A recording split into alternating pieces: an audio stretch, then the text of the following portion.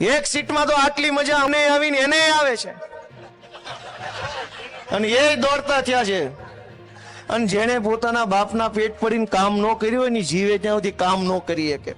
ગોપાલ ઇટાલિયા વિસાવદરની ચૂંટણી જીત્યો એ પછી ગુજરાત આખાની જનતાની અંદર એક હિંમત આવી, એક આશા આવી, એક ભરોસો આવ્યો અને ભાજપને એમ લાગ્યું હોય કે હારું નાનું પબ્લિક છટકી રહ્યું છે આપણા ચુંગાલમાંથી, આપણી માયાજાળમાંથી અને ગોપાલભાઈની પાર્ટી હારે જોડાઈ રહ્યું છે, તો ભાજપ વાળાએ કામ કરવું પડે।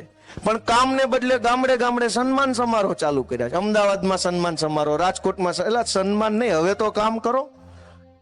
ગોપાલભાઈ જીત્યા પછી સન્માન સમારોહ ચાલુ કર્યા, શેનું સન્માન?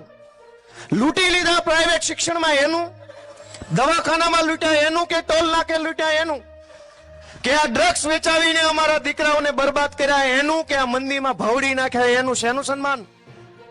કોઈ પૂછનારું નથી કે આ શું હાલી રહ્યું છે મિત્રો। હજારો કરોડો લોકો એક લાચારી ભર્યું જીવન જીવે છે।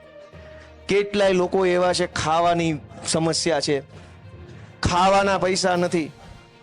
આજે મને એક ફોન આવ્યો એ કે અમારા ઘરે ઘઉં નથી, તમે કંઈક કરો। મેં તો ફોન, મારી પાસે રેકોર્ડિંગ છે પણ સંભળાવવું નથી। મેં ફોન ઉપાડ્યો કે ફલાણા ગામથી ફલાણા